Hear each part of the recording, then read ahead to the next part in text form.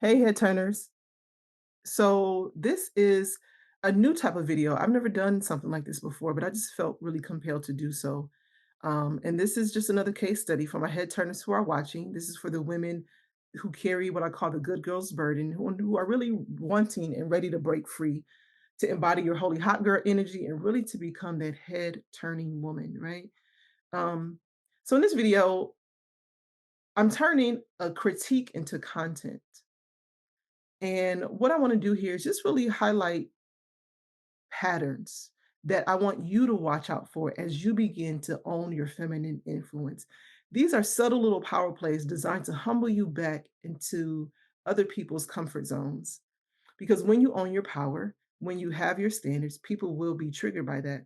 Okay. And so I'm just going to show the patterns that other people dismiss as innocent, and again help you just to catch these subtle power plays that most people miss, because as women we're taught to be nice. As Christian women we're taught to be nice, to ignore these subtle disrespects that these spectators been getting away with for years. Okay. I will also say this: I am experiencing and undergoing a transformation. God is doing an amazing work within me, and again, as I say, that he has been blessing me with opportunities. I can't make this up. These spectators literally writing the content for me. But God has been blessing me with opportunities to explore the complexities and the nuances of identity. I feel so blessed. And so I say that because I'm in a heightened state of awareness. And I'm already a multi-sensory woman anyway, meaning I operate beyond the traditional five senses. I'm just in a very heightened state. So anytime somebody throwing something at me, I'm gonna play with it. I'm with that. That's what I'm on right now. I'm with that. Plus, this is my pretty villain era, and I'm just not taking nobody's stuff no more because I don't play about myself no more. I was sleeping on myself, but God creates the context. That's what I'm saying. God will make everything beautiful in His own time, and He has created the context for me to see myself. And now that I know who I am, I can't go back. So I say all of this to say that this content, we either gonna call this either crashing out or calling out content. Either way, both are true. Either this is holy hot girl energy, which is basically an elegantly devastating read wrapped up as a sermon, or I'm crashing out. So at the end, put it in the comments. You vote. You tell me what is Monique doing here. So look, all of this stems. These are like three. This is like a trilogy here. All of this stems from this first comment that I got. I just decided I'm gonna make. I'm gonna work with what the people giving me. Okay. And this woman said, I use curse words when necessary and I still love God. I'm spiritual, not religious. You can go back to the content and look. So on my most recent video, this comment was made, and she says, I'm just gonna go through it, line by line, precept upon precept. I love you, Monique, and I've been following you for many years. So I mean no harm when I say, okay, she's giving me the setup. That's good. That's good as she should. My heart was open. I was like, she's coming correct, but let me hear what she got to say. She says, your commentary seems more like speculation than fact. Unless you two had a conversation that we weren't privy to, then it's based more on your assumption of her comment than actual knowledge of her mindset and where she may be coming from. And then she gave the shrug emoji. This is actually that first paragraph is actually a very fair assessment. It's a reasonable comment, right? But let's talk about what's really happening here, because she started with "I love you, I mean no harm." Like I said, okay, I was cool with it. It was a reasonable comment because the truth is that this person here, hold on, this comment right here, this person has comments on other videos, and one of them I had to clarify to be like, listen, I know you're not used to content like this for me, but don't come on my platform trying to check me. Okay, so I knew that there was something more and deeper here, and I believe that my original my original reply to her was very generous, very compassionate, and very clear, right? It was no, like, energetically, I was just neutral. I just was just setting the record straight, as I said before. Okay. So in that way, this comment, you know, I, basically saying, unless there was something that we were privy to, like I said, is reasonable because I did not share that with the audience, and I decided not to because I just felt like I didn't need to. I don't have to let you know everything, and that's the thing, Head Turner. Everybody is not privileged to all your information. They don't need to know everything, but because I didn't say that, she felt compelled to I guess, felt compelled just to say like, "Hey, we don't know if this person," just kinda, I guess, wanted to know more about my inner mindset. So the whole point is there has been previous comments from from that lady. But now we get into this second thing, right? Because she went from "I love you" to trying to humble me. And had she stopped there, it would have been a fan expressing concern. Had she stopped there, it would have been someone who genuinely cares and is just giving feedback. Had she stopped at that first paragraph, it would have been disagreement from a place of love, or, just bringing feedback from a place of love. But no, she kept going and revealed where her heart really is, where the real intention is, which is her basically trying to sub me. That's what the young people say right now, by the way. And I'm saying that because I attract this message is transcendent. We talking about Gen Z to baby boomers, okay? The audience range is it's a range. I have range. I got range. And so I attract different women in different walks of life.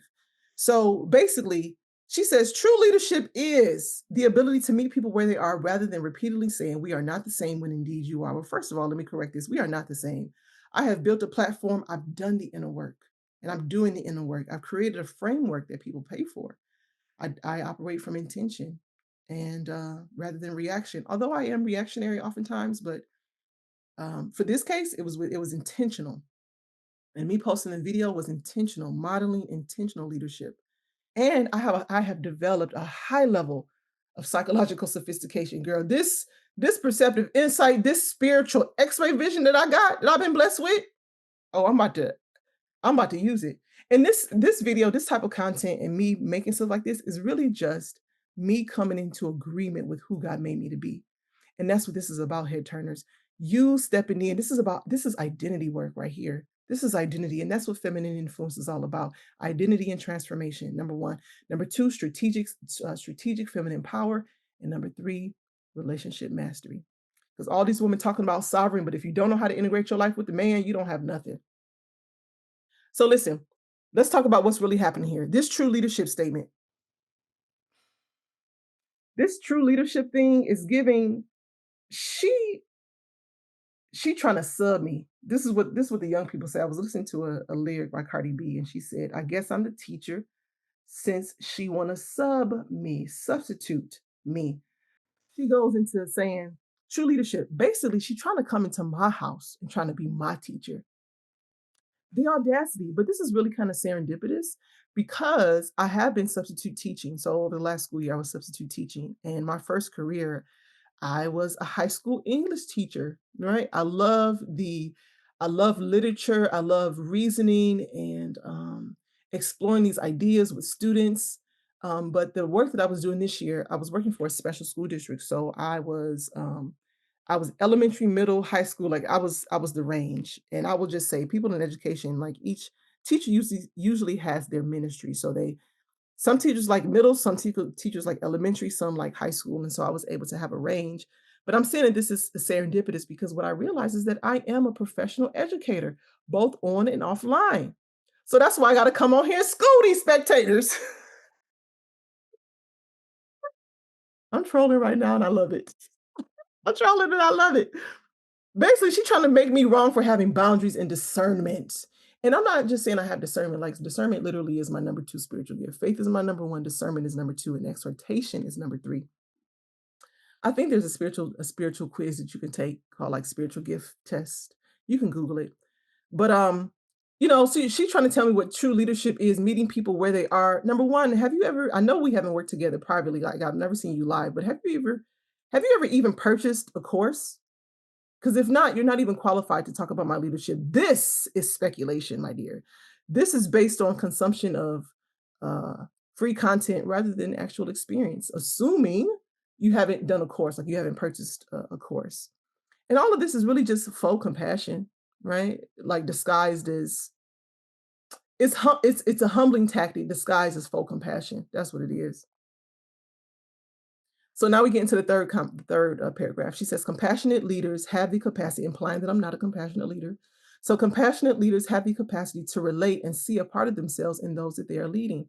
And I did, like I said, my original comment here, this one,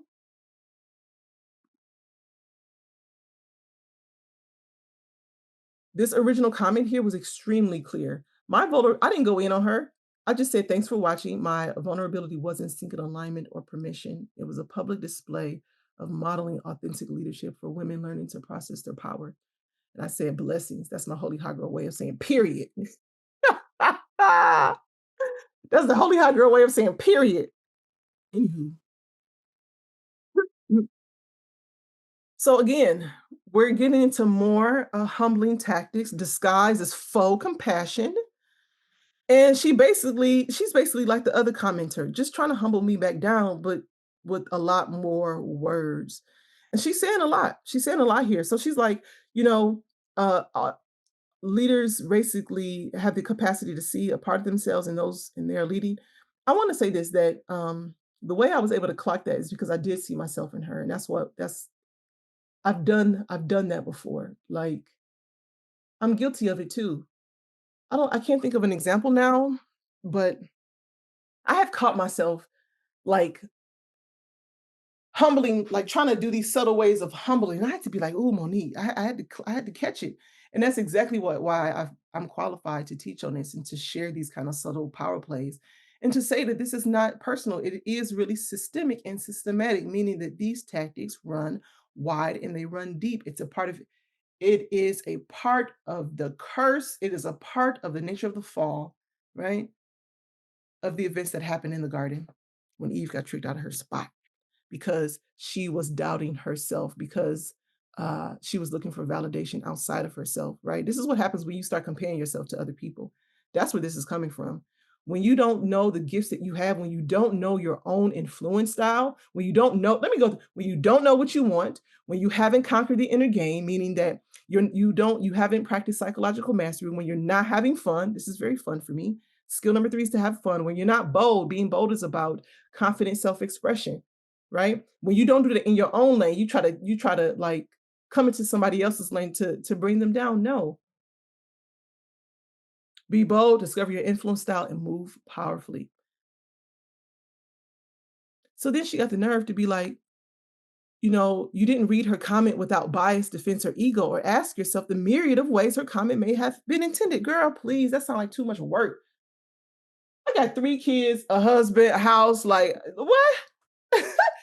You want me to be doing going through these psychological hoops? You need to pay me for that. Cut the check, send the cash app to Zelle, whatever. Like, no, that's work. And that's not my task. My job is to stand firm in my own inner, my internal authority. My job is to move powerfully.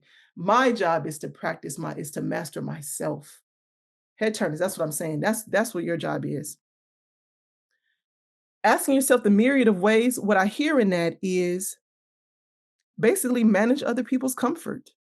It's like, Monique, how dare you not manage other people's comfort with your power? Because essentially that's what she's saying. And then she goes in to say, hey, there's a difference between learning from behavior and reaching for a storyline or a sales pitch. Listen, this is when I knew she was bubbling under. She trying to shame me for believing in my own product. She's trying to shame me for having a business when this woman herself is a life coach. I went to her profile. She's a life coach and a birth doula. And I think that is very deep work because I hired a birth doula for our first child, and it was so worth it. It was an investment. It was so worth it. But what this tells me is that this basically is given projection. Projection is when you can't acknowledge something within yourself, and so you assign it to other people. And so what I'm hearing in this is struggle like me. How dare you own your product and own your gifts and sell it and make it connect, right? It's just a very interesting choice of words to because it is a storyline. Yep, it is. It is a storyline. I do connect my experiences to um, my proprietary framework, the 6 self-mastery skills, and I do have something incredible and transformational to offer and to sell, and I believe in it completely and unapologetically. And it took me a while to get here. That's why now that I'm here, I ain't going back.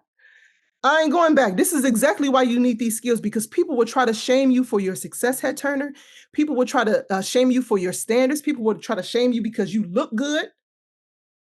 You know, they want to shame you because of your ability to monetize your expertise.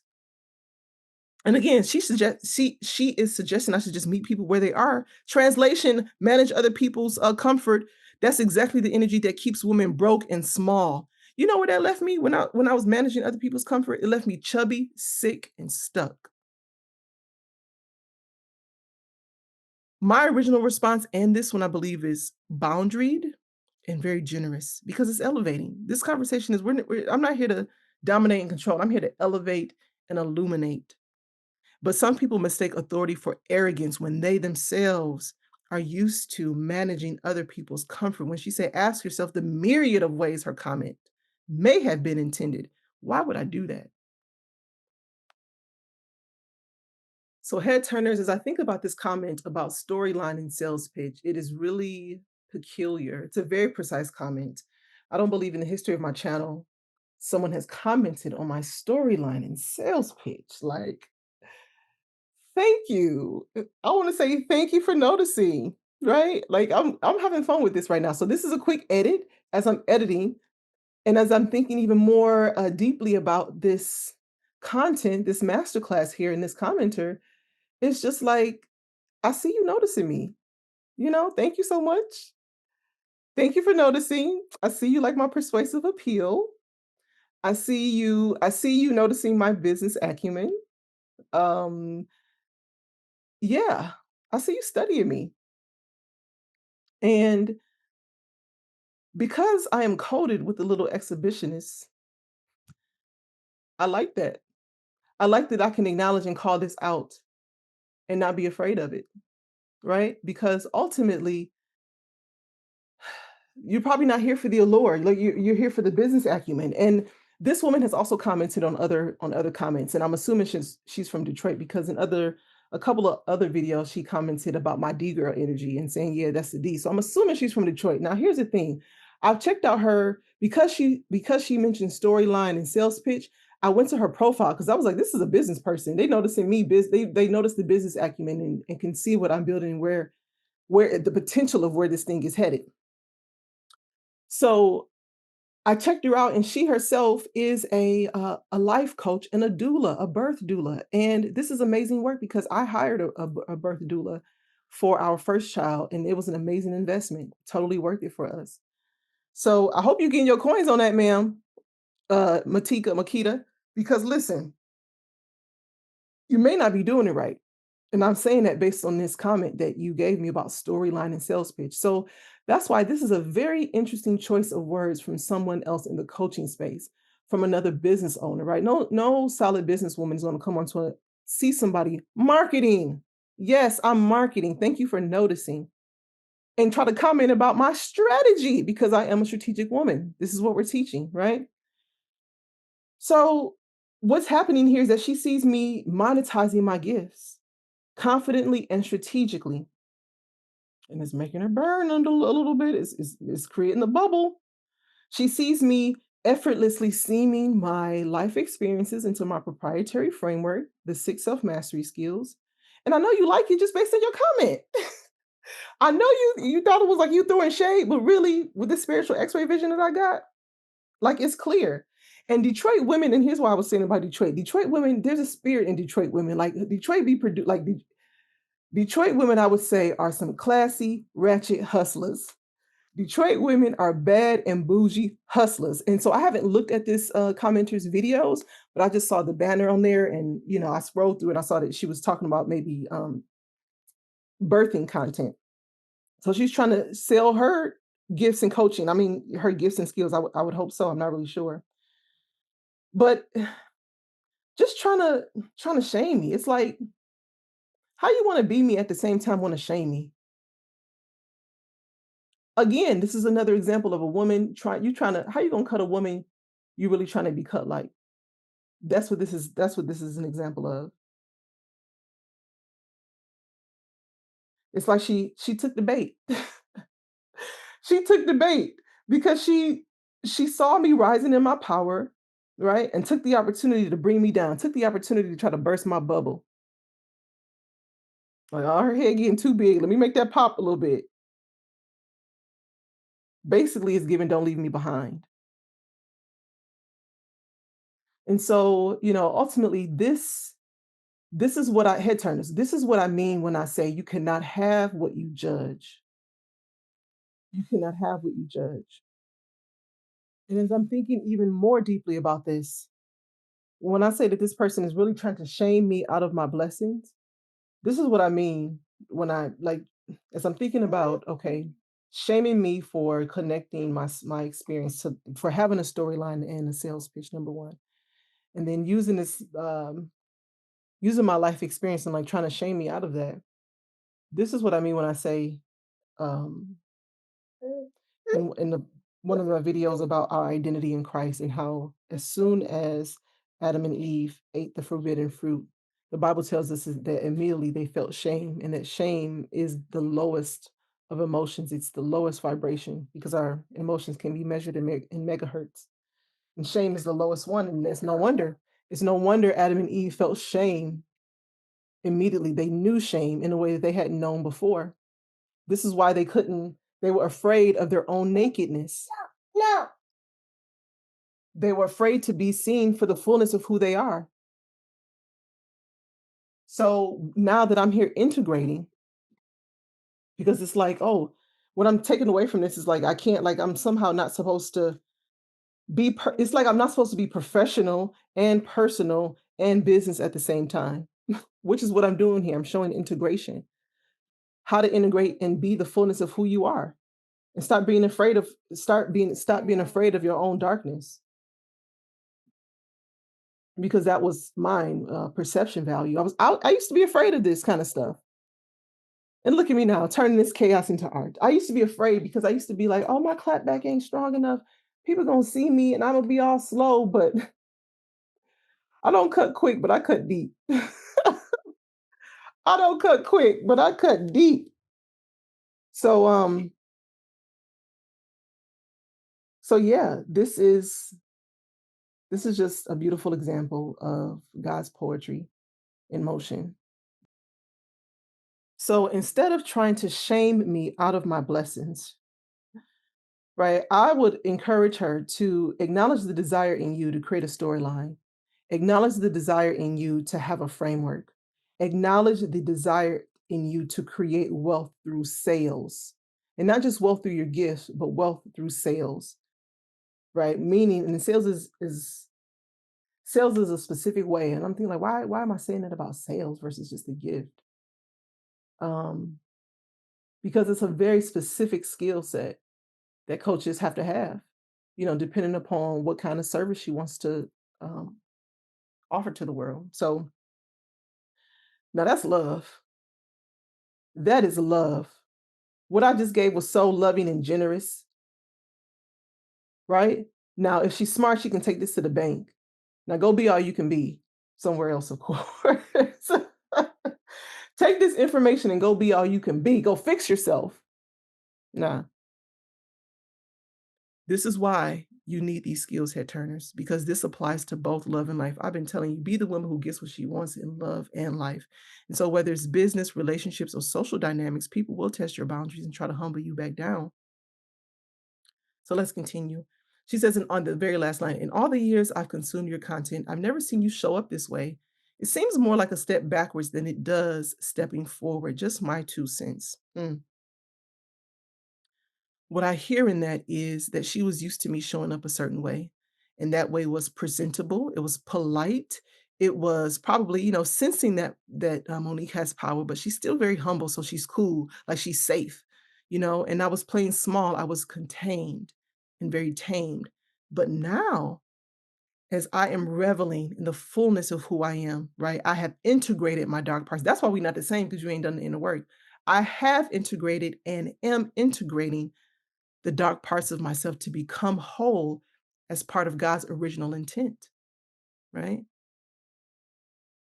Basically, all this is this the holy hot girl way of saying, look, look, look, look, look, look. Let's be clear. I am the teacher. I am not your peer, and you get to do this too, head turner, when you are in your own lane. Right now, this is my pretty villain era. And this is what happens when you stop managing other people's comfort and begin to own your power, right? This was like a freaking trilogy. These these comments just came out the woodwork, and I'm like, "Ooh, this is just too good not to do something with it." Then I have another comment. She says that, "I don't think she was trying to be rude, but relatable to you, especially if you have been known to curse on your platform in the past." Well, I'm not known to curse on my platform in the past. I have over 300 videos, and I said one curse word and maybe 3 of them. So rude would be inaccurate, right? It was minimizing. So that original comment was minimizing. This second person coming in as this false teacher, basically trying to humble me in my house, and then this last person defending her. It's a comment. Now, this comment is based on speculation and assumption because she said, especially if you've been known to curse on your platform, that tells me that she's likely new here. It's just the ways that, ways that people and women try to diminish powerful women. And this is important for you to know, head turner, because this is just a season for you to step into your Esther anointing. When we think about the story of Esther, Esther's platform was leadership. And within her leadership, we saw these themes of allure and beauty and sensuality, right? And can you imagine her coming in? Vashti was deposed, and she probably built relationships with people in the palace. And now the queen has to build up her new court, or unless they had, I don't know that part, if whether she had to whether she was able to have her own maidens, like select her own, or if she had to uh, basically get like grandfathered in, get what Vashti had, the previous queen. But you already know this happens in corporate America. This happens everywhere. That's what I'm saying. It's systemic. It's and systematic. It's wide and it runs deep. I mean, whether you playing on the basketball team, you and dance, like it's everywhere. It is everywhere. And my goal in showing you this is just again to help you be able to see the subtle patterns disguised as support, the way people will try to play with you, and don't let nobody play with your mind. That's what I have to tell my girls. Like, don't let nobody try to play with your mind. So if you see yourself in these dynamics and you want to master them, if you're ready to develop this kind of unshakable presence, see, this is what I've been talking about. I've been talking about unshakable confidence, but God had to, God is giving me the material to work with. So, and if you want to handle these situations with the same grace and authority, then you should consider we should work together, right? Become an influence and intimacy insider. You can click on the description in the link below. And I want you to remember, head turner, that radiance is your responsibility. Go forth and shine and collect on that radiance tax because people need to pay for experiencing your light. All right. Take care and God bless. I'll see you in the next video. Bye bye.